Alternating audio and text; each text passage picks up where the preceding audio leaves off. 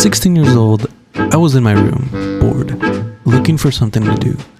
I decided I'd watch a movie. I had always liked movies, and I remembered Interstellar being great, but I was too young to remember most of it or really appreciate it.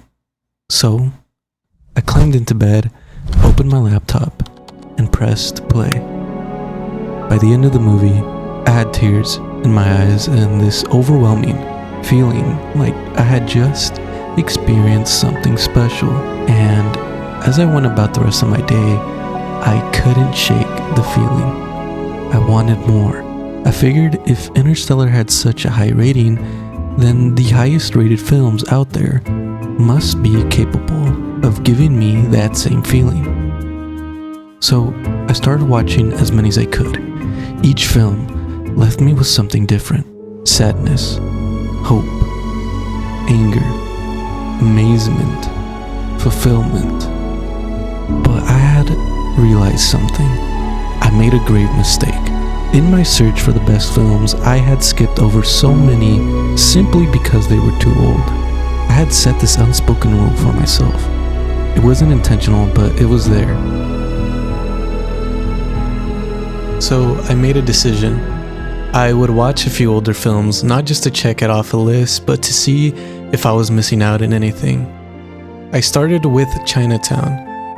It was a slow descent into a world that felt eerily real, yet completely unsettling.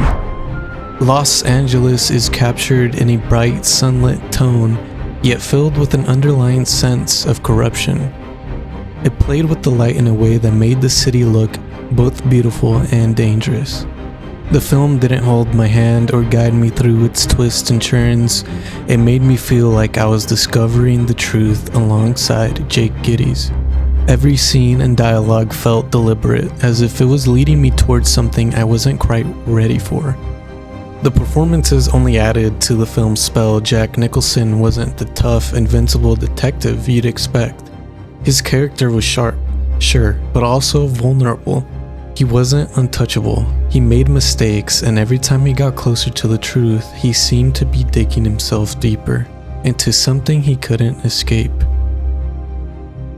And then there's the amazing performance by her, Evelyn Mulwray, played by Faye Dunaway. There was something tragic about her, the way she spoke, the way her eyes darted, as if she was always calculating how much she should reveal. Honestly, by the time the final act approached, I was completely gripped. I had no idea how it would all end.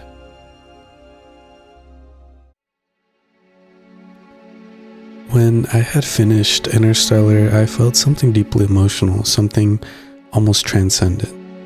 It left me in awe, thinking about time, love, and the vastness of space in a way I never had before. It was the kind of film that made me feel small yet hopeful. But Chinatown left me with something entirely different. It wasn't about the wonder or hope. It was about inevitability. It was a slow, creeping realization that no matter how hard you try, some things can't be fixed. And yet, despite how different these films were, they both gave me something unforgettable. And that's when the lesson came in. If I had stuck to only watching newer films, I never would have experienced something like Chinatown, a film that showed me the true power of cinema isn't just in the emotions it stirs, but in the range of emotions it can make you feel. One movie filled me with wonder, the other with quiet devastation, yet both stayed with me long after viewing and hold memorable experiences. So, are you missing out on some of the best films ever made? Because if you avoid older movies the way I did, you might be.